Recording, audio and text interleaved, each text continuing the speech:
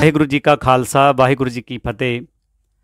ਸਾਧ ਸੰਗਤ ਜੀ, ਇਸ ਸਮੇਂ ਸਾਡੇ ਨਾਲ ਮੌਜੂਦ ਹਨ ਪੰਥ ਦੇ ਮਹਾਨ ਕੀਰਤਨੀ ਭਾਈ ਸਾਹਿਬ ਭਾਈ ਦਿਲਬਾਗ ਸਿੰਘ ਜੀ ਸੰਗਰੂਰ ਵਾਲੇ, ਜੋ ਕਿ ਪੰਜਾਬ ਤੋਂ ਉਚੇਚੇ ਤੌਰ ਤੇ ਸੀਤਾਪੁਰ ਯੂਪੀ ਦੀ ਧਰਤੀ ਤੇ ਪਹੁੰਚੇ ਹਨ ਤੇ ਲਗਭਗ 3 ਦਿਨ ਲਗਾਤਾਰ ਸਮਾਗਮਾਂ ਦੇ ਵਿੱਚ ਪਹੁੰਚ ਕੇ ਗੁਰਬਾਣੀ ਕੀਰਤਨ ਸੁਣਾ ਕੇ ਸੰਗਤਾਂ ਨੂੰ ਨਿਹਾਲ ਕੀਤਾ। ਧੰਨ ਧੰਨ ਸ਼੍ਰੀ ਗੁਰੂ ਗ੍ਰੰਥ ਸਾਹਿਬ ਮਹਾਰਾਜ ਜੀ ਦਾ ਪਹਿਲਾ ਪ੍ਰਕਾਸ਼ ਪਰਬ, ਜੋ ਕਿ ਬੜੀ ਸਰਧਾ ਭਾਵਨਾ ਦੇ ਨਾਲ ਗੁਰਦੁਆਰਾ ਗੁਰੂ ਸਿੰਘ ਸਭਾ ਸੀਤਾਪੁਰ ਦੇ ਵਿੱਚ ਮਨਾਇਆ ਗਿਆ ਤੇ ਪ੍ਰਬੰਧਕ ਕਮੇਟੀ ਦੇ ਸੱਦੇ ਅਨੁਸਾਰ ਵੀਰ ਜੀ ਆਪਣੇ ਜਥੇ ਦੇ ਨਾਲ, ਜੋ ਕਿ ਪੰਜਾਬ ਤੋਂ ਉਚੇਚੇ ਤੌਰ ਤੇ ਪਹੁੰਚੇ ਹਨ। ਸਾਧ ਸੰਗਤ ਜੀ, ਆਓ ਅੱਜ ਆਪਾਂ ਵੀਰ ਜੀ ਦੇ ਨਾਲ ਕੁਝ ਗੱਲਾਂ ਬਾਤਾਂ ਸਾਂਝੀਆਂ ਕਰਦੇ ਹਾਂ। ਸਭ ਤੋਂ ਪਹਿਲਾਂ ਆਪਾਂ ਵੀਰ ਜੀ ਦੇ ਨਾਲ ਫਤਿਹ ਸਾਂਝੀ ਕਰਾਂਗੇ। ਵਾਹਿਗੁਰੂ ਜੀ ਕਾ ਖਾਲਸਾ ਵਾਹਿਗੁਰੂ ਜੀ ਕੀ ਫਤਿਹ ਜੀ। ਜਿਸ ਤਰ੍ਹਾਂ ਵੀਰ ਜੀ ਆਪ ਜੀ ਸਾਡੇ ਸੀਤਾਪੁਰ ਸ਼ਹਿਰ ਦੇ ਵਿੱਚ ਆਏ ਹੋ ਤੇ ਲਗਭਗ 3 ਦਿਨ ਆਪ ਜੀ ਲਗਭਗ 15 ਤਰੀਕ ਨੂੰ, 16 ਤਰੀਕ ਨੂੰ ਤੇ 17 ਤਰੀਕ ਨੂੰ ਹਾਜ਼ਰੀਆਂ ਭਰੀਆਂ ਨੇ। ਤੇ ਆਪ ਜੀ ਦੱਸੋ ਬਈ ਸੀਤਾਪੁਰ ਦੀ ਸੰਗਤ ਦਾ ਪਿਆਰ ਆਪ ਜੀ ਨੂੰ ਕਿਵੇਂ ਦਾ ਮਿਲਿਆ ਤੇ ਆਪ ਜੀ ਪਹਿਲੀ ਵਾਰ ਸੀਤਾਪੁਰ ਆਏ ਹੋ ਜਾਂ ਇਸ ਤੋਂ ਪਹਿਲੇ ਵੀ ਆ ਚੁੱਕੇ ਹੋ? ਜੀ, ਮੈਂ ਪਹਿਲਾਂ ਲਖਨਊ ਡਿਊਟੀ ਕਰਦਾ ਸੀ ਆਲਮਬਾਗ। ਉੱਥੋਂ ਵੀ ਮੈਨੂੰ ਸੇਵਾ ਲਗਾਈ ਸੀਗੀ ਗਿਆਨੀ ਗੁਰਦੇਵ ਸਿੰਘ ਜੀ। ਉਹਨਾਂ ਨੇ ਕਿਹਾ ਸੀ ਕਿ ਵੀ ਇੱਕ ਪ੍ਰੋਗਰਾਮ ਹੈਗਾ, ਆਪਾਂ ਸੀਤਾਪੁਰ ਕਰਕੇ ਆਉਣਾ ਹੈ। ਤੇ ਉਸ ਤੋਂ ਉਦੋਂ ਵੀ ਸਾਨੂੰ ਬਹੁਤ ਪਿਆਰ ਮਿਲਿਆ ਸੰਗਤ ਵੱਲੋਂ। ਉਦੋਂ ਵੀ ਕਿਹਾ ਉਹਨਾਂ ਨੇ ਕਿ ਦੁਬਾਰਾ ਆਪ ਜੀ ਦੀ ਸੇਵਾ ਦੁਬਾਰਾ ਲਵਾਂਗੇ। ਤੇ ਹੁਣ ਮੈਂ ਦੁਬਾਰਾ ਫੇਰ ਮੈਨੂੰ 2-3 ਮਹੀਨੇ 2.5 ਮਹੀਨੇ ਹੋ ਗਏ ਹੈ। ਉਦੋਂ ਮੈਨੂੰ ਇੱਥੋਂ ਪ੍ਰਬੰਧਕ ਕਮੇਟੀ ਦਾ ਫੋਨ ਆਇਆ ਕਿ ਵੀਰ ਜੀ ਸੇਵਾ ਲੈਣੀ ਹੈ ਤੁਹਾਡੀ ਗੁਰੂ ਗ੍ਰੰਥ ਸਾਹਿਬ ਮਹਾਰਾਜ ਦੇ ਪ੍ਰਕਾਸ਼ ਪੁਰਬ ਦੇ। ਤੇ ਫਿਰ ਉਦੋਂ ਗੱਲਬਾਤ ਹੋਈ ਤੇ ਅਸੀਂ ਸੇਵਾ ਲਈ ਆਏ ਹਾਂ ਇੱਥੇ। ਤੇ ਜਿਸ ਤਰ੍ਹਾਂ ਜੇ ਆਪਾਂ ਗੱਲ ਕਰੀਏ ਵੀਰ ਜੀ, ਆਪ ਜੀ ਤੇ ਸਤਿਗੁਰੂ ਜੀ ਦੀ ਬੜੀ ਕਿਰਪਾ ਹੈ, ਬਹੁਤ ਅਪਾਰ ਕਿਰਪਾ ਹੈ, ਬਹੁਤ ਸੋਹਣਾ ਆਪ ਜੀ ਕੀਰਤਨ ਕਰਦੇ ਹੋ। ਤੇ ਇਹ ਜਿਹੜੀ ਕੀਰਤਨ ਦੀ ਸ਼ੈਲੀ, ਜਾਂ ਆਪਾਂ ਕਹਿ ਲਈਏ ਕਿ ਆਪ ਜੀ ਕੀਰਤਨ ਦੀ ਸੇਵਾ ਵਿੱਚ ਕਦੋਂ ਤੋਂ ਆਏ ਹੋ? ਆਪ ਜੀ ਨੇ ਇਹ ਕਦੋਂ ਤੋਂ ਕੀਰਤਨ ਦੀ ਸੇਵਾ ਨੂੰ ਆਰੰਭ ਕੀਤਾ ਜੀ? ਜੀ, ਅਸੀਂ ਛੋਟੇ ਹੁੰਦੇ ਸੀਗੇ। ਫਾਦਰ ਸਾਹਿਬ ਦਾ ਮਨ ਸੀਗਾ ਸ਼ੁਰੂ ਤੋਂ ਹੀ ਕਿ ਮੇਰੇ ਬੱਚੇ ਕੀਰਤਨ ਵਾਲੀ ਲਾਈਨ ਦੇ ਵਿੱਚ ਪੈਣ, ਕਿਉਂਕਿ ਉਹ ਸੁਣਦੇ ਹੁੰਦੇ ਸੀਗੇ ਪੁਰਾਤਨ ਜਿਹੜੇ ਕੀਰਤਨੀ ਆਪ ਜੀ ਨੇ ਸੁਣਿਆ, ਸਭ ਨੇ ਸੁਣਿਆ, ਸਾਰੇ ਪੰਥ ਨੇ, ਭਾਈ ਦਿਲਬਾਗ ਸਿੰਘ ਤੇ ਭਾਈ ਗੁਲਬਾਗ ਸਿੰਘ। ਤੇ ਫਾਦਰ ਸਾਹਿਬ ਦਾ ਵੀ ਮਨ ਸੀਗਾ ਕਿ ਵੀ ਇਹਨਾਂ ਵਾਂਗੂ ਇਹ ਵੀ ਕੀਰਤਨ ਕਰਨ। ਤੇ ਬਸ ਉਸ ਤੋਂ ਬਾਅਦ ਕਿਉਂਕਿ ਸਾਡੇ ਘਰਾਣੇ ਦੇ ਵਿੱਚ ਗਾਣਾ ਵਜਾਣਾ ਤੇ ਹੈ ਹੀ ਹੈ, ਤੇ ਭਾਈ ਮਰਦਾਨਾ ਜੀ ਨੇ ਜਿਹੜੇ, ਉਹਨਾਂ ਦੇ ਅਸੀਂ ਮਤਲਬ ਕਿ ਉਹਨਾਂ ਨੇ ਬਖਸ਼ਿਸ਼ ਕੀਤੀ ਹੋਈ ਹੈ। ਤੇ ਬਸ ਉਸ ਤੋਂ ਸਾਡੇ ਫਾਦਰ ਸਾਹਿਬ ਜੀ ਨੇ ਸਾਨੂੰ ਬੜੂ ਸਾਹਿਬ ਪਹਿਲਾਂ ਭੇਜਿਆ ਤੇ ਉੱਥੇ ਮੈਂ 6 ਸਾਲ ਰਹਿ ਕੇ ਉਸਤਾਦ ਸੁਰਜੀਤ ਸਿੰਘ ਜੀ ਹੋਣਾ ਕੋਲ ਤੇ ਮੈਂ ਵਿੱਦਿਆ ਸ਼ੁਰੂ ਕੀਤੀ ਤੇ 6 ਸਾਲ ਮੈਂ ਲਗਾਤਾਰ ਉਹਨਾਂ ਕੋਲ ਉੱਥੇ ਮੈਂ ਰਿਆਜ਼ ਕਰਦਾ ਰਿਹਾ। ਤੇ ਇਸ ਤੋਂ ਇਲਾਵਾ ਜਿਸ ਤਰ੍ਹਾਂ ਜੇ ਆਪ ਜੀ ਬੜੂ ਸਾਹਿਬ ਦੀ ਗੱਲ ਕਰਦੇ ਹੋ, ਅਸੀਂ ਦੇਖਦੇ ਹਾਂ ਕਿ ਬੜੂ ਸਾਹਿਬ ਵੀ ਬੜਾ ਸੋਹਣਾ ਜਿਹੜਾ ਬੱਚਿਆਂ ਨੂੰ ਕੀਰਤਨ ਜਾਂ ਕਥਾ ਵਿਚਾਰਾਂ ਸਿਖਾਈਆਂ ਜਾਂਦੀਆਂ ਨੇ। ਇਸ ਤੋਂ ਇਲਾਵਾ ਆਪ ਜੀ ਹੋਰ ਵੀ ਕਿਸੇ ਥਾਂ ਤੇ ਰਹਿ ਕੇ ਸਿੱਖਿਓ ਜੀ? ਜੀ, ਮੈਂ ਉਸ ਤੋਂ ਬਾਅਦ 2009 ਤੋਂ ਲੈ ਕੇ 2015 ਤੱਕ ਮੈਂ ਪ੍ਰਿੰਸੀਪਲ ਸੁਖਵੰਤ ਸਿੰਘ ਜੀ ਨੇ, ਪੰਥ ਦੇ ਮਹਾਨ ਉਸਤਾਦ, ਮਹਾਨ ਕੀਰਤਨੀਏ ਨੇ, ਉਹਨਾਂ ਕੋਲ ਮੈਂ ਰਹਿ ਕੇ ਸਿਖਲਾਈ ਲਈ। ਹਲੇ ਵੀ ਉਹਨਾਂ ਕੋਲ ਮੈਂ ਸਿੱਖ ਰਿਹਾ ਜੀ। ਤੇ ਜਿਸ ਤਰ੍ਹਾਂ ਜੇ ਆਪਾਂ ਗੱਲ ਕਰੀਏ ਵੀਰ ਜੀ, ਆਪ ਜੀ ਕਿੰਨਾ ਸਮਾਂ ਹੋ ਗਿਆ ਆਪ ਜੀ ਨੂੰ ਹੁਣ ਸਟੇਜਾਂ ਤੇ ਵਿਚਰਦੇ ਹੋਇਆ? ਇਹ 2015 ਤੋਂ ਬਾਅਦ ਹੀ ਮੈਂ ਸਟੇਜ ਸ਼ੁਰੂ ਕਰ ਦਿੱਤੀ ਸੀਗੀ। ਤੇ ਜਦੋਂ ਮੈਂ ਜਵੱਦੀ ਆਇਆ ਉਦੋਂ ਉਸਤਾਦ ਜੀ, ਆਪਣੇ ਜਿਹੜੇ ਮੇਰੇ ਗੁਰੂ ਜੀ ਨੇ ਪ੍ਰਿੰਸੀਪਲ ਸੁਖਵੰਤ ਸਿੰਘ ਜੀ, ਉਹਨਾਂ ਨਾਲ ਮੈਂ ਸਾਈਡ 'ਤੇ ਕਾਫੀ ਸਮਾਂ, ਮੈਂ ਲੰਮਾ ਸਮਾਂ ਉਹਨਾਂ ਨਾਲ ਮੈਂ ਸਾਈਡ 'ਤੇ ਵੀ ਸੇਵਾ ਕੀਤੀ ਹੈ ਤੇ ਨਾਲ ਸਿੱਖਦਾ ਵੀ ਰਿਹਾ। 2015 ਤੋਂ ਲਗਾਤਾਰ ਮੈਂ ਕਾਫੀ ਸਟੇਜਾਂ 'ਤੇ ਮਹਾਰਾਜ ਦੀ ਕਿਰਪਾ ਨਾਲ ਮੈਂ ਕੀਰਤਨ ਕਰ ਚੁੱਕਿਆ ਜੀ। ਜੇ ਆਪਾਂ ਗੱਲ ਕਰੀਏ ਆਪ ਜੀ ਦੇ ਜੀਵਨ ਦੀ, ਤੇ ਆਪ ਜੀ ਇੰਨੇ ਸਮੇਂ ਵਿੱਚ ਕਿੱਥੇ ਆਪ ਜੀ ਨੇ ਸੇਵਾ ਨਿਭਾਈ ਹੈ ਕੀਰਤਨ ਦੀ? ਮੈਂ ਪਹਿਲੇ ਜੀ ਸ਼ੁਰੂਆਤ ਕੀਤੀ 2015 ਤੋਂ ਗੁਰਦੁਆਰਾ ਕਲਗੀਧਰ ਸਾਹਿਬ ਲੁਧਿਆਣੇ। ਉੱਥੋਂ ਫਿਰ ਮੈਂ ਚਲੇ ਗਿਆ ਸੀ ਲਖਨਊ। 1.5-2 ਸਾਲ ਮੈਂ ਉੱਥੇ ਰਹਿ ਕੇ ਸੇਵਾ ਵੀ ਕੀਤੀ ਤੇ ਨਾਲ ਬੱਚਿਆਂ ਨੂੰ ਕੀਰਤਨ ਸਿਖਲਾਈ ਵੀ ਦਿੱਤੀ। ਤੇ ਉੱਥੇ ਵੀ ਮੈਂ ਕਾਫੀ ਕੀਰਤਨ ਕੀਤਾ ਤੇ CM ਹਾਊਸ ਮੈਂ 3-4 ਵਾਰੀ ਮੈਂ ਉੱਥੇ ਵੀ ਕੀਰਤਨ ਕਰਕੇ ਆਇਆ। ਕੈਨੇਡਾ ਵੀ ਕੀਰਤਨ ਕੀਤਾ, ਮਲੇਸ਼ੀਆ, ਸਿੰਗਾਪੁਰ 3-4 ਵਾਰੀ ਗਿਆ ਮੈਂ, Kuwait, Bangkok, Thailand, Guru Sahib ਨੇ ਸਭ ਜਗ੍ਹਾ ਸੇਵਾ ਲਈ ਹੈ। ਜੇ ਅਗਰ ਆਪਾਂ ਗੱਲ ਕਰੀਏ ਖਾਲੀ ਇੰਡੀਆ ਨਹੀਂ, ਇੰਡੀਆ ਦੇ ਬਾਹਰ ਦੇ ਵਿੱਚ ਵੀ, ਆਪ ਬਾਹਰਲੇ ਮੁਲਕਾਂ ਵਿੱਚ ਵੀ ਜਾ ਕੇ ਕੀਰਤਨ ਦੀ ਸੇਵਾ ਕਰ ਰਹੇ ਹੋ। ਸਾਧ ਸੰਗਤ ਜੀ, ਬੜੀ ਸੋਹਣੀ ਗੱਲ ਹੈ ਕਿ ਸਾਡੇ ਨੌਜਵਾਨ ਵੀਰ ਜੀ, ਜੇ ਅੱਜ ਦੇ ਸਮੇਂ ਦੀ ਆਪਾਂ ਗੱਲ ਕਰੀਏ, ਅਕਸਰ ਸਾਨੂੰ ਦੇਖਣ ਨੂੰ ਇੱਕ ਚੀਜ਼ ਮਿਲਦੀ ਹੈ ਕਿ ਜਿਹੜਾ ਸਾਡਾ ਨੌਜਵਾਨ ਵਰਗ ਹੈ ਬਹੁਤ ਜ਼ਿਆਦਾ ਜਾਂ ਤਾਂ ਨਸ਼ਿਆਂ ਦੇ ਵਿੱਚ ਵੀ ਪੈ ਰਿਹਾ। ਕਈਆਂ ਥਾਵਾਂ 'ਤੇ, ਆਪਾਂ ਸਾਰੀ ਥਾਵਾਂ ਦੀ ਗੱਲ ਨਹੀਂ ਕਰਦੇ, ਕਈਆਂ ਥਾਵਾਂ 'ਤੇ ਜਿਹੜੇ ਹਾਲਾਤ ਬਹੁਤ ਮਾੜੇ ਨੇ, ਜਿਹੜਾ ਸਾਡਾ ਨੌਜਵਾਨ ਨਸ਼ਿਆਂ ਵਿੱਚ ਪੈ ਰਿਹਾ। ਤੇ ਦੇਖੋ, ਕਈ ਸਤਿਗੁਰੂ ਜੀ ਦੀ ਐਸੀ ਕਈਆਂ 'ਤੇ ਕਿਰਪਾ ਹੁੰਦੀ ਕਿ ਜਿਹੜੇ ਸਿੱਖੀ ਪ੍ਰਚਾਰ ਵਾਲੇ ਪਾਸੇ ਆਉਂਦੇ ਨੇ, ਜਿਨ੍ਹਾਂ ਵਿੱਚ ਇੱਕ ਆਪ ਜੀ ਹੋ। ਤੇ ਜਿਹੜੇ ਵੀਰ ਜੀ ਆਪਣੇ ਅੱਜ ਦੇ ਸਮੇਂ ਵਿੱਚ ਨੌਜਵਾਨ ਨਸ਼ਿਆਂ ਵੱਲ ਜਾ ਰਹੇ ਨੇ ਜਾਂ ਕੁਸੰਗਤ 'ਚ ਪੈ ਰਹੇ ਨੇ, ਉਹਨਾਂ ਦੇ ਪ੍ਰਤੀ ਆਪ ਜੀ ਕੁਝ ਉਹਨਾਂ ਦੇ ਵਿਚਾਰ ਸਾਂਝੇ ਕਰੋ ਜੀ। ਇਹ ਇਦਾਂ ਦਾ ਹੈਗਾ ਜੀ, ਜਿਹੜਾ ਮਾਹੌਲ ਹੈ ਨਾ, ਸਭ ਤੋਂ ਪਹਿਲੀ ਗੱਲ ਹੈਗੀ ਜਿਹੜੇ ਆਪਣੇ ਘਰ ਦੇ, ਜੇ ਆਪਣੀ ਜਿਹੜੀ ਫੈਮਿਲੀ ਹੈ ਉਹ ਕਿੱਦਾਂ ਦੀ ਹੈ, ਅਤੇ ਉਹ ਜਦੋਂ ਬੱਚਾ ਫਿਰ ਨਾਲ ਨਾਲ ਫੈਮਿਲੀ ਦੇ ਰਹਿੰਦਾ ਹੈ, ਅਤੇ ਉਹ ਕਿੱਦਾਂ ਦਾ, ਸਭ ਤੋਂ ਪਹਿਲਾ ਗੁਰੂ ਹੈ ਆਪਣਾ ਮਾਂ ਪਿਓ ਹੈਗੇ ਨੇ, ਆਪਣੇ ਫੈਮਿਲੀ ਹੈ, ਉਹ ਕਿੱਦਾਂ ਆਪਾਂ ਨੂੰ ਰੱਖਦੇ ਹੈ। ਫਿਰ ਜਿਹੜੇ ਨਾਲ ਨਾਲ ਜਦੋਂ ਬੱਚਾ ਬਾਹਰ ਅੰਦਰ ਕਿਸੇ ਦੋਸਤਾਂ ਵਗੈਰਾ ਨਾਲ ਜਾਂਦਾ ਹੈ, ਅਤੇ ਉਹ ਕਿੱਦਾਂ ਦੇ ਨੇ, ਇਹ ਵੀ ਆਪਾਂ ਨੂੰ ਧਿਆਨ ਰੱਖਣਾ ਪੈਂਦਾ। ਜਦੋਂ ਬੱਚਾ ਮਤਲਬ ਕਿਸੇ ਨਾਲ ਜਾਂਦਾ ਤਾਂ ਉੱਦਾਂ ਦੀ ਸੰਗਤ, ਉਹ ਮਾੜੀ ਸੰਗਤ ਵੀ ਪੈ ਜਾਂਦੀ ਹੈ ਅਤੇ ਚੰਗੀ ਸੰਗਤ ਵੀ ਪੈ ਜਾਂਦੀ। ਹੁਣ ਸਾਡਾ ਵੀ ਬਚਪਨ ਲੰਘਿਆ ਹੈ, ਤਾਂ ਚਲੋ ਗੁਰੂ ਸਾਹਿਬ ਦੀ ਕਿਰਪਾ ਇਹ ਰਹੀ ਹੈ ਕਿ ਜਿੰਨਾ ਟਾਈਮ ਬਚਪਨ ਲੰਘਿਆ ਸਾਡਾ, ਉਹ ਗੁਰੂ ਸਾਹਿਬ ਦੀ ਹਜ਼ੂਰੀ ਵਿੱਚ ਹੀ ਲੰਘਿਆ, ਅਤੇ ਉਹੀ ਸੰਗਤ ਸਾਨੂੰ ਵਧੀਆ ਮਿਲੀ ਹੈ, ਅਤੇ ਅਸੀਂ ਸੁਭਾਗਾ ਆਪਣੇ ਆਪ ਨੂੰ ਸਮਝਦੇ ਹਾਂ।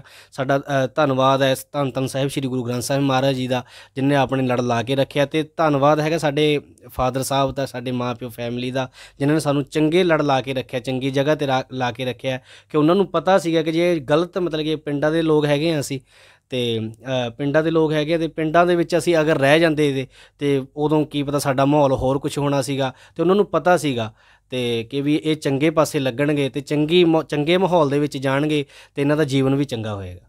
ਦੇਖੋ ਸਾਧ ਸੰਗਤ ਜੀ, ਵੀਰ ਜੀ ਨੇ ਕਿੰਨੀ ਪਿਆਰੀ ਗੱਲ ਕੀਤੀ ਹੈ, ਕਿਉਂਕਿ ਅਕਸਰ ਇਹ ਵੀ ਗੱਲ ਸਾਹਮਣੇ ਆਉਂਦੀ ਹੈ, ਮਾਤਾ ਪਿਤਾ 'ਤੇ ਵੀ ਡਿਪੈਂਡ ਕਰਦਾ ਕਿ ਉਸ ਦਾ ਬੱਚੇ ਦਾ ਜੀਵਨ ਕਿਵੇਂ ਦਾ ਹੋਏਗਾ। ਅਗਰ ਮਾਤਾ ਪਿਤਾ ਬਚਪਨ ਤੋਂ ਹੀ ਬੱਚੇ ਨੂੰ ਸੰਭਾਲਦੇ ਨੇ, ਸਿੱਖੀ ਵਾਲੇ ਪਾਸੇ ਤੋਰਦੇ ਨੇ, ਅਤੇ ਇਹ ਗੱਲ ਪੱਕੀ ਹੈ ਕਿ ਅੱਗੇ ਬੱਚਾ ਜਿਹੜਾ ਨਸ਼ਿਆਂ ਵੱਲ ਨਹੀਂ ਪਏਗਾ ਜਾਂ ਬੁਰੀ ਸੰਗਤ ਵਿੱਚ ਨਹੀਂ ਪਏਗਾ। ਅਗਰ ਬਚਪਨ ਦੇ ਵਿੱਚ ਮਾਤਾ ਪਿਤਾ ਆਪਣੇ ਬੱਚਿਆਂ ਦੇ ਪ੍ਰਤੀ ਅਣਗਹਿਲੀ ਕਰ ਜਾਂਦੇ ਨੇ, ਧਿਆਨ ਨਹੀਂ ਦਿੰਦੇ, ਤੇ ਲਾਜ਼ਮੀ ਗੱਲ ਉਹ ਗਲਤ ਲੋਕਾਂ ਦੇ ਸੰਗ ਵਿੱਚ ਆ ਕੇ ਗਲਤ ਪਾਸੇ ਚਲੇ ਜਾਂਦੇ ਨੇ। ਹਾਂਜੀ ਹਾਂਜੀ, ਇਹ ਹੀ ਹੈ, ਮਤਲਬ ਕਿ ਅਗਰ ਤੁਸੀਂ ਆਪਣੇ ਮਾਂ ਪਿਓ ਜਿਹੜੇ ਹੈਗੇ ਨੇ, ਉਹਨਾਂ ਦਾ ਵੀ ਸਾਥ ਹੈ 90%, ਮਾਂ ਪਿਓ ਦਾ ਸਾਥ 10%, ਜੇ ਬੱਚਾ ਵੀ ਥੋੜ੍ਹਾ ਜਿਹਾ ਮਤਲਬ ਕਿ ਉਸ ਪਾਸੇ ਜਾਵੇਗਾ ਕਿ ਵੀ ਮੈਂ ਹਾਂ ਚੰਗੇ ਪਾਸੇ ਲੱਗਣਾ ਹੈ, ਚੰਗੇ ਪਾਸੇ ਆਟੋਮੈਟਿਕ ਹੀ ਲੱਗਿਆ। ਪਹਿਲਾਂ ਮੈਂ ਕੀ ਕਿਹਾ ਤੁਹਾਨੂੰ ਆਪ ਜੀ ਨੂੰ, ਮੈਂ ਕਿਹਾ 90% ਮਾਤਾ ਪਿਤਾ ਦਾ ਹੱਥ ਹੁੰਦਾ ਹੈ, ਫਿਰ 10% ਰਹਿ ਜਾਂਦਾ ਬੱਚੇ ਦਾ, ਵੀ ਉਹਦਾ ਵੀ ਮਨ, ਕਿਉਂਕਿ ਆਪਣੇ ਆਪ ਹੀ ਮਨ ਉਸ 'ਤੇ ਮਤਲਬ ਕਿ ਉਸਦਾ ਜਿੱਦਾਂ ਚੰਗੇ ਪਾਸੇ ਲੱਗਣ ਲੱਗ ਜਾਏਗਾ। ਅਗਰ ਬੱਚੇ ਨੂੰ ਅਸੀਂ, ਹੁਣ ਤੁਹਾਨੂੰ ਮੈਂ ਦੱਸਦਾ ਕਿ ਸਾਡਾ ਜਿਹੜਾ ਹੈਗਾ ਫਾਦਰ ਸਾਹਿਬ ਨੇ, ਸਾਡੇ ਦਾਦਾ ਜੀ ਨੇ, ਸਾਡੇ ਜਿੰਨੇ ਵੀ ਜੱਦੀ ਨੇ, ਉਹ ਅਸੀਂ ਬਚਪਨ 'ਚ ਦੇਖਦੇ ਰਹਿੰਦੇ, ਉਹਨੂੰ ਉਹ ਘੋੜਿਆਂ 'ਤੇ ਆਉਂਦੇ ਹੁੰਦੇ ਸੀਗੇ ਸਾਡੇ ਕੋਲੇ। ਸਾਡੇ ਮਤਲਬ ਕਿ ਜੱਦੀ ਸਾਡਾ ਹੈਗਾ ਵੀ ਘੋੜੇ ਰੱਖਦੇ ਸੀਗੇ, ਚੰਗੇ ਜਾਨਵਰ ਰੱਖਦੇ ਸੀਗੇ ਘੋੜੇ, ਕਿਉਂਕਿ ਗੁਰੂ ਸਾਹਿਬ ਨਾਲ ਵੀ ਕਾਫੀ ਪਿਆਰ ਗੁਰੂ ਸਾਹਿਬ ਦਾ ਘੋੜਿਆਂ ਨਾਲ ਹੈਗਾ, ਅਤੇ ਸਾਡਾ ਵੀ ਬਹੁਤ ਜ਼ਿਆਦਾ ਮਤਲਬ ਕਿ ਘੋੜਿਆਂ ਨਾਲ ਬਹੁਤ ਜ਼ਿਆਦਾ ਪਿਆਰ ਹੈ। ਉਹੀ ਹੈ ਨਾ, ਜਿੱਦਾਂ ਦਾ ਬੱਚਾ ਮਤਲਬ ਕਿ ਮਾਂ ਪਿਓ ਨੂੰ ਦੇਖਦਾ ਹੈ ਨਾ, ਉੱਦਾਂ ਦਾ ਫਿਰ ਹੌਲੀ ਜਦੋਂ ਵੱਡਾ ਹੁੰਦਾ ਜਾਂਦਾ, ਫਿਰ ਉਹ ਦਿਮਾਗ 'ਚ ਪੈਂਦੀ ਹੈ। ਹੁਣ ਜਿੱਦਾਂ ਵੀ ਕਿਸੇ ਮਾਂ ਪਿਓ ਕੋਲੇ ਇਹ ਵੀ ਗੱਡੀਆਂ ਕਾਰਾਂ ਨੇ, ਚੰਗੀਆਂ ਗੱਡੀਆਂ ਕਾਰਾਂ ਨੇ, ਚੰਗੀਆਂ ਫੈਕਟਰੀਆਂ ਨੇ, ਚੰਗਾ ਬਿਜ਼ਨਸ ਹੈ, ਫਿਰ ਉਹ ਬੱਚਾ ਦੇਖ ਕੇ ਉਹੀ ਚੀਜ਼ ਸਿੱਖ ਜਾਂਦਾ ਹੈ ਨਾ। ਜਿਹਦੇ ਘਰ ਦੇ ਵਿੱਚ ਗੱਡੀ ਹੋਏਗੀ, ਆਟੋਮੈਟਿਕ ਹੀ ਉਹ ਬੱਚਾ ਮਤਲਬ ਕਿ ਗੱਡੀ ਸਿੱਖ ਜਾਏਗਾ, ਹੈ ਨਾ। ਵੀ ਮੈਂ ਉਹਨੂੰ ਪਤਾ ਵੀ ਪਾਪਾ ਸਟੀਅਰਿੰਗ ਫੜ ਰਹੇ ਨੇ, ਕੀ ਕਰ ਰਹੇ ਨੇ, ਕੀ ਨਹੀਂ ਕਰ ਰਹੇ। ਇਸ ਤਾਂ ਇਹ ਸੀਗਾ ਸਾਡਾ ਕਿ ਮਤਲਬ ਕਿ ਜਿੱਦਾਂ ਉਹ ਬੱਚਾ ਮਤਲਬ ਕਿ ਮਾਂ ਪਿਓ ਨੂੰ ਦੇਖਦਾ ਹੈ ਵੀ ਉਹ ਕੀ ਕਰ ਰਹੇ ਨੇ, ਕਿੱਥੋਂ ਆ ਰਹੇ ਨੇ, ਕਿਵੇਂ ਜਾ ਰਹੇ ਨੇ, ਕਿਹਨਾਂ ਨਾਲ ਮਿਲ ਰਹੇ ਨੇ, ਕੀ ਘਰ ਆ ਕੇ ਕਿਹੜੇ ਦੋਸਤਾਂ ਨਾਲ ਰਹਿ ਰਹੇ ਨੇ, ਫਿਰ ਉਹ ਸੇਮ ਕਰਦਾ ਬੱਚਾ ਫਿਰ ਉਹ ਆਪਣੇ ਮਾਂ ਪਿਓ ਦੇ ਉਹਨਾਂ 'ਤੇ ਨਕਸ਼ੇ ਕਦਮ 'ਤੇ ਚੱਲਦਾ। ਅੱਜ ਜਿਸ ਤਰ੍ਹਾਂ ਸਿਆਣੇ ਕਹਿੰਦੇ ਨੇ, ਜੈਸੀ ਸੰਗਤ ਵੈਸੀ ਰੰਗਤ, ਬਈ ਜੈਸਾ ਰੰਗ ਬੱਚਾ ਦੇਖੇਗਾ ਉਸ ਤਰ੍ਹਾਂ ਦਾ ਹੀ ਉਹਦਾ ਅੱਗੇ ਜਿਹੜਾ ਜੀਵਨ ਬਣੇਗਾ।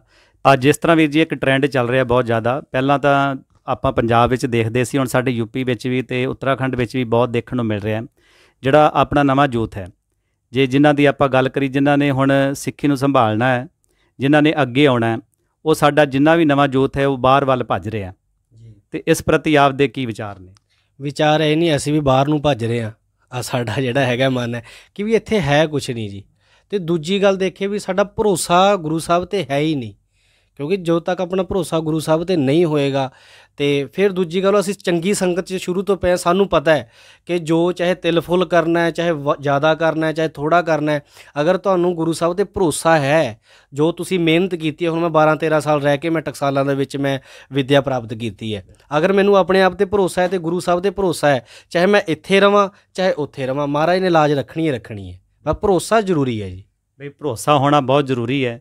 ਅਤੇ ਜਿਸ ਤਰ੍ਹਾਂ ਵੀਰ ਜੀ ਆਪ ਜੀ ਇੰਨੇ ਸਮੇਂ ਦੇ ਵਿੱਚ ਹਰ ਮੁਲਕਾਂ ਦੇ ਵਿੱਚ ਵੀ ਗਏ ਹੋ, ਆਪਣੇ ਇੰਡੀਆ ਦੇ ਵਿੱਚ ਵੀ ਘੁੰਮਦੇ ਹੋ, ਅਤੇ ਕੁਝ ਸੰਗਤ ਦੇਖਣ ਨੂੰ ਐਸੀਆਂ ਥਾਵਾਂ ਦੀ ਦੱਸੋ ਜਿੱਥੇ ਆਪ ਜੀ ਨੂੰ ਕੋਈ ਵੱਖਰਾ ਜਿਹੜਾ ਦੇਖਣ ਨੂੰ ਮਿਲਿਆ ਹੋਵੇ। ਸੰਗਤ ਇੱਦਾਂ ਜੀ, ਜਿਹੜੇ ਆਪਣੇ ਪ੍ਰਚਾਰਕ ਨੇ, ਜਿਹੜੇ ਆਪਣੇ ਮੇਨ ਆਗੂ ਨੇ, ਉਹ ਜਿੱਦਾਂ ਦੀ ਸੰਗਤ ਨੂੰ ਸੁਣਾਉਣਗੇ, ਸੰਗਤ ਉੱਦਾਂ ਦੀ ਹੀ ਸੁਣੇਗੀ। ਹੁਣ ਅਸੀਂ ਜੀ ਸਾਡਾ ਕੀ ਹੈ ਵੀ ਹੁਣ ਜ਼ਿਆਦਾਤਰ ਦੇਖੋ ਕੀ ਕਹਿੰਦੇ ਨੇ ਵੀ ਲੋਕ ਰੀਤਾਂ 'ਚ ਜ਼ਿਆਦਾ ਪਸੰਦ ਕਰਦੇ ਆ, ਲਾਈਟਲੀ ਜ਼ਿਆਦਾ ਪਸੰਦ ਕਰਦੇ ਆ, ਪਰ ਇਦਾਂ ਦਾ ਕੁਝ ਵੀ ਨਹੀਂ ਹੈ। ਅਗਰ ਜਿੱਦਾਂ ਦਾ ਤੁਸੀਂ ਸੰਗਤ ਨੂੰ ਪਰੋਸ ਕੇ ਦਿਓਗੇ ਤੇ ਸੰਗਤ ਉੱਦਾਂ ਦੀ ਸੁਣੇਗੇ, ਪਰ ਲੇਕਿਨ ਸੰਗਤ ਬਹੁਤ ਜ਼ਿਆਦਾ ਸਿਆਣੀ ਹੈ ਤੇ ਗੁਰੂ ਰੂਪ ਸੰਗਤ ਹੈ। ਸਭ ਜਿੱਦਾਂ ਦਾ ਤੁਸੀਂ ਸੁਣਾਓਗੇ ਉੱਦਾਂ ਦਾ ਹੈ। ਕਾਫੀ ਜਿੰਨੀ ਵੀ ਅਸੀਂ ਗਏ ਆ, ਸੰਗਤ ਵੱਲੋਂ ਕੋਈ ਘਾਟ ਨਹੀਂ ਹੈ।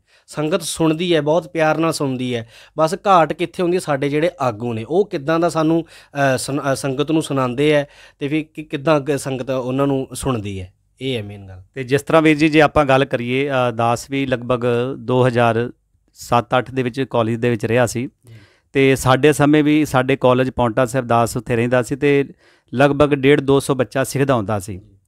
ਤੇ ਅੱਜ ਦੇ ਜੇ ਹੁਣ ਦੇ ਸਮੇਂ ਹਾਲਾਤ ਦੀ ਗੱਲ ਕਰੀਏ ਤੇ ਅੱਜ ਦੇ ਸਮੇਂ ਬਹੁਤ ਜਿਹੜੇ ਜਿੰਨੇ ਵੀ ਕਾਲਜ ਨੇ ਉਹਨਾਂ ਦੇ ਵਿੱਚ ਇੱਕ ਚੀਜ਼ ਦੇਖਣ ਨੂੰ ਮਿਲ ਰਹੀ ਹੈ ਕਿ ਬੱਚੇ ਨਾ ਮਾਤਰ ਨੇ। ਇਸ ਪਾਸੇ ਬੱਚੇ ਆ ਨਹੀਂ ਰਹੇ, ਇਸ ਲੈਣ ਤੋਂ ਹਟ ਰਹੇ ਨੇ। ਜੇ ਕਈ ਸਾਡੇ ਨਾਲ ਦੇ ਵੀ ਵੀਰ ਨੇ ਸਿੱਖੀ ਪ੍ਰਚਾਰ ਨੂੰ ਛੱਡ ਰਹੇ ਨੇ, ਤੇ ਇਹਦਾ ਕੀ ਰੀਜ਼ਨ ਹੈ ਜੀ? ਰੀਜ਼ਨ ਇਹ ਵੀ ਮੈਂ ਕਿਸੇ ਦੀ ਤਾਂ ਗੱਲ ਨਹੀਂ ਕਰਾਂਗਾ, ਮੈਂ ਆਪਣੀ, ਕਿਉਂਕਿ ਮੇਰੇ 'ਤੇ ਬੀਤੀ ਹੋਈ ਹੈ। ਮੈਂ ਕੈਨੇਡਾ ਗਿਆ ਸੀਗਾ ਅਤੇ ਮੇਰੀ ਉੱਥੇ ਕਮੇਟੀ ਨਾਲ ਨਹੀਂ ਬਣੀ। ਕਾਫੀ ਮਤਲਬ ਕਿ ਮੈਂ ਟੌਰਚਰ ਹੋ ਗਿਆ ਸੀ। ਮੈਂ ਇਹ ਲਾਈਨ ਮਤਲਬ ਕਿ ਛੱਡ ਚੁੱਕਿਆ ਸੀਗਾ। ਅਤੇ ਕਿਉਂਕਿ ਦੇਖੋ ਹੈ ਜਿਹੜੀ ਇਹ ਦਾਤ ਹੈ ਨਾ ਕੀਰਤਨ ਦੀ, ਮੈਨੂੰ ਫੋਨ ਆਉਂਦੇ ਕਈਆਂ ਦੇ ਕਿ ਵੀ ਇਹ ਕੀਰਤਨ ਦੀ ਦਾਤ ਹੈ, ਛੱਡੋ ਨਾ। ਇਹ ਕੀਰਤਨ ਦੀ ਦਾਤ ਹਰ ਇੱਕ ਨੂੰ ਹੈ। ਇਹ ਨਹੀਂ ਕਿ ਵੀ ਅਸੀਂ ਇਹ ਤਾਂ ਚਲੋ ਸਾਡਾ ਕਿੱਤਾ ਹੈ, ਅਸੀਂ ਮਤਲਬ ਕਿ ਇਹ ਕੀਰਤਨ ਕਰਾਂਗੇ ਅਤੇ ਅਸੀਂ ਕਮਾਵਾਂਗੇ ਅਤੇ ਕੁਝ ਖਾਵਾਂਗੇ, ਪਰ ਲੇਕਿਨ ਇੱਦਾਂ ਨਹੀਂ ਹੈ। ਜਿਹਨੇ ਅੰਮ੍ਰਿਤ ਛਕ ਲਿਆ, ਜਿਹੜਾ ਗੁਰੂ ਗ੍ਰੰਥ ਸਾਹਿਬ ਜੀ ਨੂੰ ਮੰਨਦਾ ਹੈ, ਉਹ ਸਾਰੇ ਕੀਰਤਨੀਏ ਹੀ ਨੇ।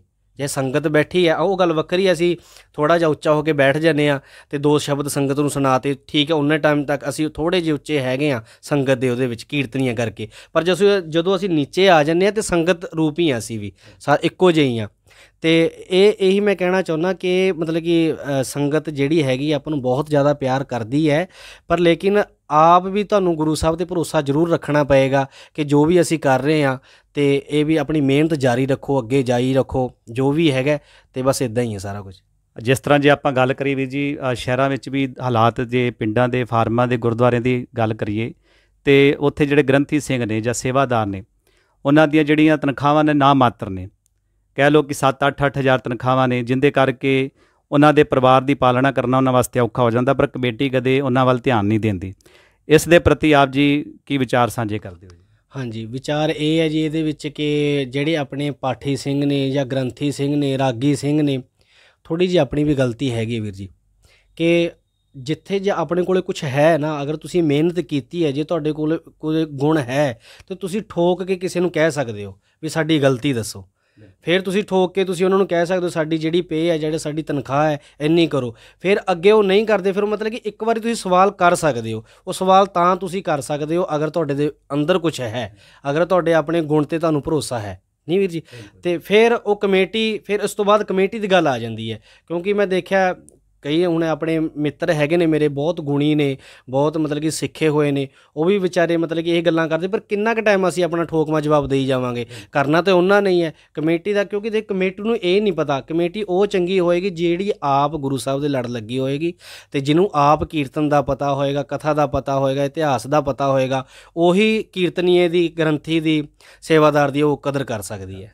ਹਾਂਜੀ, ਇਹ ਆਪਾਂ ਸੰਗਤ ਨੂੰ ਉਹੀ ਵੀਰ ਜੀ ਦੇਖੋ ਹੈ ਤੇ ਗੱਲ ਬਹੁਤ ਵੱਡੀ ਹੈ, ਬਰੀਕੀ ਵਾਲੀ ਗੱਲ ਹੈ।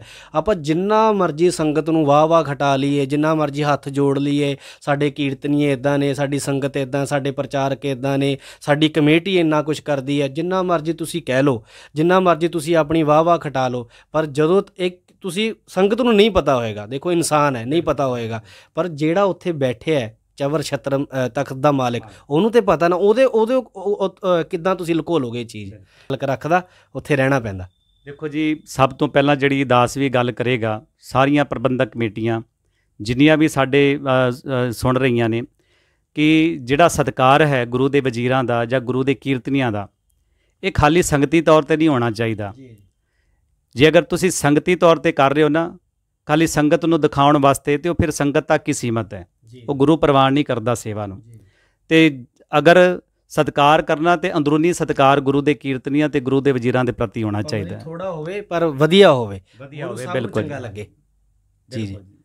ਕਿਉਂਕਿ ਇੱਥੇ ਅਸੀਂ ਇਸ ਚੀਜ਼ਾਂ ਤੋਂ ਮਾਰ ਖਾ ਜਾਂਦੇ ਹਾਂ, ਜਿਹੜੇ ਸਾਡੇ ਪ੍ਰਚਾਰਕ ਨੇ ਇਹ ਚੀਜ਼ਾਂ ਤੋਂ ਜਿਹੜੇ ਨਿਰਾਸ਼ ਹੋ ਜਾਂਦੇ ਨੇ ਜੀ, ਇਸ ਤਰ੍ਹਾਂ ਦੀ ਚੀਜ਼ਾਂ ਤੋਂ ਨਿਰਾਸ਼ ਹੋ ਜਾਂਦੇ ਨੇ। ਜੀ ਹੁੰਦੇ ਨੇ ਨਿਰਾਸ਼। ਇਹੀ ਹੈ, ਮੈਂ ਇਹ ਕਹਿਣਾ ਸਭ ਨੂੰ ਅਰਦਾਸ ਕਰਦਾ, ਗੁਰੂ ਸਾਹਿਬ ਅੱਗੇ ਮੈਂ ਅਰਦਾਸ ਕਰਦਾ ਕਿ ਗੁਰੂ ਸਾਹਿਬ ਆਪ ਹੀ ਇਹ ਸੇਵਾ ਲੈਣ ਅਤੇ ਜੋ ਵੀ ਕਰੇ। ਅਤੇ ਕਿਉਂਕਿ ਆਪਾਂ ਅਰਦਾਸ ਵੀ ਕਰ ਸਕਦੇ, ਇਹ ਗੁਰੂ ਸਾਹਿਬ ਹੀ ਕਰਵਾ ਸਕਦੇ ਨੇ ਜੀ। ਆਪਣੇ ਹੱਥ ਵੱਸ ਕੁਛ ਨਹੀਂ ਹੈਗਾ। ਅਸੀਂ ਕੀਰਤਨ ਕਰਦੇ ਹਾਂ, ਜਦੋਂ ਅਸੀਂ ਕੀਰਤਨ ਕਰਨ ਬੈਠੀਏ ਕੋਈ ਕਹਿੰਦਾ ਸਾਨੂੰ ਇਹ ਚੀਜ਼ ਸੁਣਾਓ ਜੀ, ਕੋਈ ਇਹ ਚੀਜ਼ ਸੁਣਾਓ, ਅਸੀਂ ਕਈ ਵਾਰੀ ਕਿ 90% ਹੁੰਦਾ ਵੀ ਅਸੀਂ ਕੁਛ ਰਿਆਜ਼ ਕੁਛ ਹੋਰ ਕਰਕੇ ਜਾਈਦਾ, ਪਰ ਜੋ ਕਰਾਉਣਾ ਹੈ ਉਹ ਸਾਰਾ ਗੁਰੂ ਸਾਹਿਬ ਨੇ ਕਰਾਉਣਾ ਹੈ। ਉੱਥੇ ਬਹਿ ਕੇ ਕਰਵਾ ਦਿਓ, ਅੱਛਾ ਸ਼ਬਦ ਵੀ ਪੜ੍ਹਵਾ ਦੇ, ਕਈ ਵਾਰ ਉਹ ਗਲਾ ਵੀ ਬੰਦ ਕਰ ਦੇ। ਜੋ ਅਸੀਂ ਅਰਦਾਸ ਇਹੀ ਕਰੀਏ, ਗੁਰੂ ਸਾਹਿਬ ਜਿੱਦਾਂ ਤੁਸੀਂ ਕਰਾਉਣਾ ਉੱਦਾਂ ਕਰਿਓ, ਪਰ ਜਿੱਦਾਂ ਤੁਹਾਨੂੰ ਭਾਉਂਦਾ ਉੱਦਾਂ ਹੀ ਕਰਵਾਇਓ, ਬਸ ਇਹੀ ਅਰਦਾਸ ਹੁੰਦੀ ਹੈ। ਅਤੇ ਅਸੀਂ ਵੀ ਅਪੀਲ ਕਰਾਂਗੇ ਸੰਗਤਾਂ ਨੂੰ, ਅਗਰ ਆਪ ਜੀ ਵੀਰ ਜੀ ਹੋਰਾਂ ਦਾ ਸ਼ਬਦ ਕੀਰਤਨ ਸਰਵਣ ਕਰਨਾ ਚਾਹੁੰਦੇ ਹੋ ਅਤੇ ਆਪ ਜੀ ਵੀਰ ਜੀ ਆਪਣਾ ਜੋ YouTube ਪੇਜ ਉਹਦੇ ਬਾਰੇ ਆਪ ਜੀ ਸੰਗਤ ਨਾਲ। ਹਾਂਜੀ, ਮੇਰਾ ਆਪਣਾ ਪਰਸਨਲ YouTube ਵੀ ਹੈਗਾ ਜੀ, ਚੈਨਲ ਦਿਲਬਾਗ ਸਿੰਘ ਮਿਊਜ਼ਿਕ ਕਰਕੇ। ਅਤੇ ਗੁਰੂ ਸਾਹਿਬ ਦੀ ਕਿਰਪਾ ਨਾਲ ਆਪਣੇ 26-27 ਸ਼ਬਦ ਆ ਚੁੱਕੇ ਨੇ, ਅੱਗੇ ਵੀ ਸ਼ਬਦ ਆ ਰਹੇ ਨੇ, ਅਤੇ ਗੁਰੂ ਸਾਹਿਬ ਇੱਦਾਂ ਹੀ ਸੇਵਾ ਲੈਂਦੇ ਰਹੇ। ਵੀਰ ਦਿਲਬਾਗ ਸਿੰਘ ਸੰਗਰੂਰ ਵਾਲੇ ਕਰਕੇ ਤੁਸੀਂ YouTube 'ਤੇ ਭਰ ਸਕਦੇ ਹੋ ਜੀ। ਅਤੇ ਸਭ ਤੋਂ ਬਹੁਤ ਵਧੀਆ ਤੁਹਾਡਾ ਉਪਰਾਲਾ ਹੈ ਕਿ ਦੇਖੋ ਅਸੀਂ ਇੰਟਰਨੈੱਟ 'ਤੇ ਬਹੁਤ ਕੁਝ ਸੁਣਦੇ ਹਾਂ ਕਿ ਇਹ ਹੋ ਗਿਆ ਜੀ, ਇਹ ਹੋ ਗਿਆ ਜੀ। ਇਹ ਚੀਜ਼ਾਂ ਬਹੁਤ ਘੱਟ ਲੋਕ ਮਤਲਬ ਕਿ ਕਰਦੇ ਆ, ਇੰਟਰਵਿਊ ਕਰਦੇ ਹੈ ਜਾਂ ਸੰਗਤ ਤੱਕ ਲੋਕਾਂ ਨੂੰ ਲੈ ਕੇ ਜਾਂਦੇ ਹੈ। ਇਹ ਬਹੁਤ ਵਧੀਆ ਉਪਰਾਲਾ ਹੈ ਕਿ ਜੋ ਸੰਗਤ ਤੱਕ ਪਹੁੰਚਣਾ, ਕਿਉਂਕਿ ਸਾਡੇ ਦਿਲ ਦੀ ਜਿਹੜੀ ਗੱਲ ਹੈ ਇਹ ਕੋਈ ਨਹੀਂ ਸੁਣਦਾ, ਹੈ ਨਾ ਜੀ। ਪ੍ਰਚਾਰਕਾਂ ਦੇ ਦਿਲ ਦੀ, ਕਿਉਂਕਿ ਉਹਨਾਂ ਨੂੰ ਪਤਾ ਹੈ ਜਿਹੜੇ ਸੁਣਦੇ ਨੇ ਜਾਂ ਜਿਹੜੇ ਕਮੇਟੀਆਂ ਨੇ, ਜਿਹੜੇ ਆਪਣੇ ਸਾਡੇ ਖਿਲਾਫ ਨੇ, ਵੀ ਇਹਨਾਂ ਨੇ ਸੱਚ ਬੋਲਣਾ ਅਤੇ ਸੰਗਤ ਕੋਲੇ ਪਹੁੰਚੇਗਾ ਅਤੇ ਉਹ ਕੰਮ ਖਰਾਬ ਹੋਏਗਾ। ਅਤੇ ਪਰ ਇਹ ਤੁਸੀਂ ਬਹੁਤ ਵਧੀਆ ਉਪਰਾਲਾ ਕੀਤਾ ਹੈ। ਸਾਡੇ ਵਰਗੇ ਹੋਰ ਵੀ ਬਹੁਤ ਨੇ ਜਿਨ੍ਹਾਂ ਦੀ ਦਿਲ ਦੀਆਂ ਬਹੁਤ ਗੱਲਾਂ ਨੇ, ਅਤੇ ਗੁਰੂ ਸਾਹਿਬ ਆਪ ਜੀ ਨੂੰ ਹਮੇਸ਼ਾ ਚੜ੍ਹਦੀ ਕਲਾ 'ਚ ਰੱਖਣ, ਇਹੀ ਹੈ ਸਾਡੀ ਅਰਦਾਸ। ਸਾਡਾ ਵੀਰ ਜੀ ਉਪਰਾਲਾ ਹੀ ਰਹਿੰਦਾ, ਕਿਉਂਕਿ ਦਾਸ ਨੇ ਜਿਹੜਾ ਨਿੱਕਾ ਜਿਹਾ ਉਪਰਾਲਾ ਕੀਤਾ ਪਦਮਪੁਰੀ TV ਦਾ, ਕਿਉਂਕਿ ਆਪ ਜੀ ਦੀ ਗੱਲ ਬਿਲਕੁਲ ਠੀਕ ਹੈ ਕਿ ਸਾਨੂੰ ਸੁਣਨੇ ਸਟੇਟ 'ਤੇ ਸੁਣਨਾ ਹਰ ਕੋਈ ਪਸੰਦ ਕਰਦਾ ਹੈ, ਪਰ ਸਾਡੇ ਅੰਦਰ ਦੀ ਕੋਈ ਨਹੀਂ ਸੁਣਦਾ, ਹੈ ਨਾ ਜੀ। ਅਤੇ ਅਸੀਂ ਇਹ ਉਪਰਾਲਾ ਇਸ ਕਰਕੇ ਕੀਤਾ ਕਿ ਜਿਹੜੇ ਸਾਡੇ ਪ੍ਰਚਾਰਕ ਵੀਰ ਨੇ ਉਹਨਾਂ ਦੀ ਆਵਾਜ਼ ਨੂੰ ਸੰਗਤ ਤੱਕ ਲਿਆਂਦਾ ਜਾਏ। ਕਈ ਵਾਰ ਕੀ ਹੁੰਦਾ ਹੈ ਕਿ ਪ੍ਰਚਾਰਕ ਵੀਰ ਕਮੇਟੀਆਂ ਤੱਕ ਸੀਮਤ ਰਹਿੰਦੇ ਨੇ, ਉਹ ਸੰਗਤ ਜਾਣੂ ਨਹੀਂ ਹੋ ਪਾਉਂਦੀ, ਸੰਗਤ ਨੂੰ ਪਤਾ ਨਹੀਂ ਲੱਗਦਾ। ਕਈ ਵਾਰ ਐਸੀਆਂ ਥਾਵਾਂ 'ਤੇ ਦਾਸ ਨੇ ਵੀ ਦੇਖਿਆ ਹੈ ਕਿ ਪ੍ਰਚਾਰਕ ਚਾਹੇ ਰਾਗੀ ਸਿੰਘ ਹੈ, ਚਾਹੇ ਗ੍ਰੰਥੀ ਹੈ, ਜਾਂ ਕਥਾਵਾਚਕ ਵੀਰ ਹੈ, ਕੋਈ ਥੋੜ੍ਹੀ ਬਹੁਤ ਕਮੇਟੀ ਦੇ ਨਾਲ ਅਣਬਣ ਹੋ ਗਈ ਅਤੇ ਕਮੇਟੀ ਕਹਿੰਦੀ ਜਾ ਬਈ ਆਪਣਾ ਬੋਰੀ ਬਿਸਤਰਾ ਵਲੇਟ ਅਤੇ ਚੱਲ ਇੱਥੋਂ, ਅਤੇ ਸੰਗਤ ਨੂੰ ਪਤਾ ਤੱਕ ਨਹੀਂ ਲੱਗਦਾ ਵੀ ਉਹਦੀ ਛੁੱਟੀ ਕੀਤੀ ਕਿਉਂ ਗਈ। ਅਤੇ ਅਸੀਂ ਇਹ ਇਸ ਕਰਕੇ ਉਪਰਾਲਾ ਕੀਤਾ ਕਿ ਉਹ ਪ੍ਰਚਾਰਕ ਦੀ ਗੱਲ ਸੰਗਤ ਤੱਕ ਵੀ ਪਹੁੰਚੇ, ਤਾਂ ਕਿ ਸੰਗਤ ਨੂੰ ਪਤਾ ਲੱਗੇ ਕਿ ਭਾਈ ਸਾਹਿਬ ਜੀ ਨੂੰ ਕਿਉਂ ਕੱਢਿਆ ਜਾ ਰਿਹਾ ਜੀ। ਮੈਂ ਇਹ ਸੰਗਤ ਅੱਗੇ ਵੀ ਬਹੁਤ ਮਤਲਬ ਕਿ ਨਿਮਰਤਾ ਬੇਨਤੀ ਕਰ ਰਿਹਾ ਕਿ ਤੁਸੀਂ ਆਪ ਵੀ ਥੋੜ੍ਹੇ ਜਿਹੇ ਸੁਚੇਤ ਹੋਵੋ ਕਿ ਕਿਉਂਕਿ ਦੇਖੋ ਗੁਰਦੁਆਰਾ ਕਿਸੇ ਦੇ ਬਾਪ ਦੀ ਜਗੀਰ ਨਹੀਂ ਹੈਗੀ ਜੀ। ਗੁਰੂ ਗ੍ਰੰਥ ਸਾਹਿਬ ਜਿੱਥੇ ਮਹਾਰਾਜ ਦਾ ਪ੍ਰਕਾਸ਼ ਹੋ ਗਿਆ ਉਹ ਸਾਰਿਆਂ ਦੇ ਸਾਂਝੇ ਨੇ, ਹੈ ਨਾ ਜੀ। ਤੁਸੀਂ ਆਪ ਵੀ ਥੋੜ੍ਹਾ ਜਿਹਾ ਜਾਗਰੂਕ ਹੋਵੋ ਕਿ ਅੰਦਰ ਕੀ ਚੱਲ ਰਿਹਾ, ਕੀ ਕੁਛ ਹੋ ਰਿਹਾ। ਪ੍ਰਚਾਰਕ ਸਹੀ, ਇਹ ਨਹੀਂ ਮੈਂ ਕਹਿ ਰਿਹਾ ਵੀ ਸਾਡੇ ਲਈ ਜ਼ਰੂਰੀ ਨਹੀਂ ਵੀ ਅਸੀਂ ਕੀਰਤਨੀ ਹਾਂ, ਜੇ ਅਸੀਂ ਕੋਈ ਰਾਗੀ ਸਿੰਘ ਹੈ, ਕੋਈ ਗ੍ਰੰਥੀ ਸਿੰਘ ਹੈ, ਕੋਈ ਕਥਾਵਾਚਕ ਹੈ, ਉਹਨਾਂ ਲਈ ਸਭ ਹੋਰ ਵੀ ਬਹੁਤ ਕੁਛ ਹੁੰਦਾ ਗੁਰਦੁਆਰੇ ਦੇ ਵਿੱਚ, ਹੈ ਨਾ। ਹੁਣੇ ਤੁਸੀਂ ਆਪ ਜੀ ਥੋੜ੍ਹਾ ਪਹਿਲਾਂ ਆਪਣੀ ਗੱਲ ਹੋ ਰਹੀ ਸੀ ਕਿ ਕੋਈ ਗੋਲਕ ਦਾ ਕੋਈ ਚੱਕਰ ਪਿਆ ਕਿਸੇ ਗੁਰਦੁਆਰੇ। ਇਹ ਸੰਗਤ ਸਾਧ ਸੰਗਤ ਜੀ ਤੁਹਾਨੂੰ ਬੇਨਤੀ ਹੈ ਕਿ ਤੁਸੀਂ ਆਪ ਥੋੜ੍ਹਾ ਜਿਹਾ ਜਾਗਰੂਕ ਹੋਵੋ ਕਿ ਤੁਸੀਂ ਆਪ ਹੀ ਪ੍ਰਬੰਧਕ ਹੋ। ਜ਼ਰੂਰੀ ਨਹੀਂ ਵੀ ਜਿਨ੍ਹਾਂ ਨੂੰ ਤੁਸੀਂ ਸੇਵਾ ਲਾਤੀ ਉਹ ਚੰਗੀ ਸੇਵਾ ਕਰ ਰਹੇ ਨੇ, ਤੁਸੀਂ ਆਪ ਥੋੜ੍ਹਾ ਜਿਹਾ ਅੱਗੇ ਹੋ ਕੇ ਦੇਖਿਆ ਕਰੋ ਕਿ ਸਭ ਠੀਕ ਚੱਲ ਰਿਹਾ। ਅਤੇ ਤੁਸੀਂ ਆਪ ਅਗਰ ਜਵਾਬ ਦਿਓਗੇ, ਇੱਕ ਨੂੰ ਜਵਾਬ ਦਿਓਗੇ, ਦੋ ਨੂੰ ਜਵਾਬ ਦਿਓਗੇ, ਤੀਜਾ ਬੰਦਾ ਆਪਣੇ ਆਪ ਹੀ ਫਿਰ ਅੱਗੇ ਤੋਂ ਸੁਚੇਤ ਹੋ ਜਾਂਦਾ ਹੈ। ਇੱਕ ਮੈਂ ਕਦੇ ਕਦੇ ਸੋਚਦਾ ਹੁੰਦਾ ਕਿ ਇੱਕ ਸਾਡੇ ਕੌਮ ਦਾ ਇੱਕ ਉਪਰਾਲਾ ਹੋਣਾ ਚਾਹੀਦਾ, ਜੇ ਕਿੱਥੇ ਵੀ ਕਮੇਟੀ ਬਣਦੀ ਹੈ ਕਈਆਂ ਥਾਵਾਂ 'ਤੇ 2 ਸਾਲ ਵਾਸਤੇ ਜਾਂ 3-4 ਸਾਲ ਵਾਸਤੇ, ਹਰ ਸਾਲ ਸੰਗਤ ਨੂੰ ਆਪਣੀ ਕਮੇਟੀ ਨੂੰ ਇੱਕ ਦਿਨ ਨਿਰਧਾਰਿਤ ਕਰਕੇ ਉਹਨਾਂ ਤੋਂ ਹਿਸਾਬ ਕਿਤਾਬ ਲੈਣਾ ਚਾਹੀਦਾ ਜੀ। ਮੈਂ ਹਾਂਜੀ ਤੁਹਾਡੇ ਮੈਂ ਇੱਕ ਗੱਲ ਮੈਨੂੰ ਯਾਦ ਆ ਗਈ। ਅਸੀਂ ਗਏ ਸੀ ਕਟਕ, ਜਿੱਥੇ ਗੁਰੂ ਸਾਹਿਬ ਨੇ ਆਰਤੀ ਉਚਾਰੀ ਸੀ ਪੁਰੀ ਦੇ ਵਿੱਚ। ਉੱਥੇ ਮਤਲਬ ਕਿ ਸਾਨੂੰ ਸਭ ਤੋਂ ਵਧੀਆ ਇੱਕ ਚੀਜ਼ ਲੱਗੀ, ਉੱਥੋਂ ਦੀ ਪ੍ਰਬੰਧਕ ਕਮੇਟੀ ਨੇ ਲਾਸਟ ਵਾਲੇ ਸਮਾਗਮ ਲਾਸਟ ਵਾਲੇ ਦਿਨ ਸਾਰਾ ਵੇਰਵਾ 1 ਸਾਲ ਦਾ 1 ਸਾਲ ਦਾ ਪੂਰਾ ਵੇਰਵਾ ਦਿੱਤਾ, ਕਿੱਥੇ ਕਿਹੜੀ ਮਾਇਆ ਲੱਗੀ ਹੈ, ਕਿੱਥੇ ਕਿਹੜੀ ਮਾਇਆ ਲੱਗੀ, ਇੰਨੇ ਪੈਸੇ ਇੱਥੇ ਲੱਗੇ ਨੇ, ਇੰਨੇ ਲੱਖ ਇੱਥੇ ਲੱਗੇ ਨੇ। ਅਤੇ ਫਿਰ ਉਸ ਤੋਂ ਬਾਅਦ ਉਹਨਾਂ ਨੇ ਕਿਹਾ ਕਿਸੇ ਨੂੰ ਵੀ ਕੋਈ ਚੀਜ਼ ਦਾ ਸਾਧ ਸੰਗਤ ਜੀ ਵੇਰਵਾ ਚਾਹੀਦਾ ਕਿ ਇੱਥੇ ਆਹ ਪੈਸੇ ਤੁਹਾਨੂੰ ਥੋੜ੍ਹੇ ਨਹੀਂ ਲੱਗ ਰਹੇ ਜਾਂ ਮਾਇਆ ਕਿੱਥੇ ਲੱਗੇ, ਉਹ ਸਾਨੂੰ ਤੁਸੀਂ ਆ ਕੇ ਡਾਇਰੈਕਟ ਤੁਸੀਂ ਪੁੱਛ ਸਕਦੇ। ਇਹ ਨਹੀਂ ਵੀ ਦਫ਼ਤਰ 'ਚ ਪੁੱਛ ਸਕਦੇ ਹੋ, ਅਗਰ ਤੁਸੀਂ ਪੁੱਛਣਾ ਤਾਂ ਗੁਰੂ ਸਾਹਿਬ ਦੀ ਹਜ਼ੂਰੀ 'ਤੇ ਤੁਸੀਂ ਸਾਧ ਸੰਗਤ ਦੇ ਵਿੱਚ ਤੁਸੀਂ ਪੁੱਛ ਸਕਦੇ ਹੋ। ਦੇਖੋ ਕਿੰਨੀ ਪਿਆਰੀ ਵੀਰ ਜੀ ਨੇ ਗੱਲ ਕਹੀ ਕਿ ਪੂਰਾ ਇੱਕ ਵੇਰਵਾ ਲਾ ਕੇ ਸੰਗਤ ਨੂੰ ਦੱਸਿਆ ਗਿਆ। ਅਤੇ ਅਸੀਂ ਵੀ ਇਹੀ ਅਪੀਲ ਕਰਾਂਗੇ ਸੰਗਤਾਂ ਨੂੰ, ਕਿਉਂਕਿ ਆਪ ਜੀ ਆਪਣੀ ਕਮੇਟੀ ਤੋਂ ਹਰ ਗੱਲ ਦਾ ਜਵਾਬ ਲੈਣ ਦੇ ਹੱਕਦਾਰ ਹੋ। 1 ਸਾਲ ਜਦੋਂ ਪੂਰਾ ਹੁੰਦਾ ਹੈ, ਇੱਕ ਸਮਾਂ ਇੱਕ ਡੇਟ ਆਪ ਜੀ ਨਿਰਧਾਰਿਤ ਕਰਕੇ ਪੂਰੀ ਕਮੇਟੀ ਮੈਂਬਰ ਨੂੰ ਬਿਠਾਓ, ਅਤੇ ਜਿਹੜੇ ਸੂਝਵਾਨ ਵੀਰ ਨੇ ਉਹਨਾਂ ਤੋਂ ਆਪ ਜੀ ਹਿਸਾਬ ਕਿਤਾਬ ਲਓ ਕਿ ਇੱਕ ਸਾਲ ਦੇ ਵਿੱਚ ਆਪ ਜੀ ਨੇ ਪਿਛਲੀ ਕਮੇਟੀ ਦੇ ਨਾਲੋਂ ਇਸ ਵਾਰ ਕਿੰਨਾ ਪਰਿਵਰਤਨ ਲਿਆਂਦਾ। ਜੀ ਜੀ, ਉਹ ਫਿਰ ਤਾਂ ਹੀ ਫਾਇਦਾ ਸਾਧ ਸੰਗਤ ਜੀ, ਅਗਰ ਤੁਸੀਂ ਨਵੀਂ ਕਮੇਟੀ ਬਣਾ ਰਹੇ ਹੋ ਹੈ ਨਾ, ਉਹਦੇ ਵਿੱਚ ਚੰਗਾ ਸੁਝਾਅ ਕੋਈ ਆਇਆ ਕਿ ਨਹੀਂ ਆਇਆ, ਕਿ ਇਹ ਨਾ ਹੋਵੇ ਕਿ ਜਿਹੜੇ ਪੁਰਾਣੇ ਨੇ ਜਿਹੜੇ ਮਾੜਾ ਮੋਟਾ ਉਹ ਕਰ ਰਹੇ ਸੀ ਤੇ ਜਿਹੜੇ ਨਵੇਂ ਬੁਲਾ ਕੇ ਜਮਾਂ ਹੀ ਕੰਮ ਖਰਾਬ ਕਰ ਦੇਣ। ਤੇ ਤੁਸੀਂ ਆਪ, ਮੈਂ ਬੇਨਤੀ ਕਰੂੰਗਾ ਥੋੜ੍ਹਾ ਜਿਹਾ, ਚਲੋ ਹੈ ਤੇ ਕੁਛ ਮੈਂ ਬੇਨਤੀ ਕਰਨ ਵਾਲਾ ਵੀ ਕੀ ਆ, ਛੋਟਾ ਜਿਹਾ ਇੱਕ ਕੀਰਤਨੀ ਆਵਾਂ, ਪਰ ਤੁਸੀਂ ਹੈ ਨਾ ਆਪ ਜੀ ਇਹ ਚੀਜ਼ ਦਾ ਥੋੜ੍ਹਾ ਜਿਹਾ ਧਿਆਨ ਦੇਣਾ ਕਿ ਆਪ ਇਹ ਸਾਰੀਆਂ ਜਿਹੜੀਆਂ ਹੈਗੀਆਂ ਨੇ ਪ੍ਰਬੰਧਕ ਕਮੇਟੀਆਂ ਜਾਂ ਕਮੇਟੀ ਦਾ ਗੁਰਦੁਆਰਾ ਸਾਹਿਬ ਦਾ ਜਿਹੜਾ ਵੀ ਹੈ ਪ੍ਰਬੰਧ, ਤੁਸੀਂ ਆਪ ਥੋੜ੍ਹਾ ਜਿਹਾ ਅੱਗੇ ਹੋ ਕੇ ਦੇਖਿਆ ਕਰੋ, ਪੁੱਛਿਆ ਕਰੋ ਉਹਨਾਂ ਤੋਂ ਵੀ ਇਹ ਕਿੱਥੇ ਇਹ ਕੀ ਸਿਸਟਮ ਹੈ, ਕਿੱਥੇ ਕੀ ਸਿਸਟਮ ਹੈ ਸਾਧ ਸੰਗਤ ਜੀ।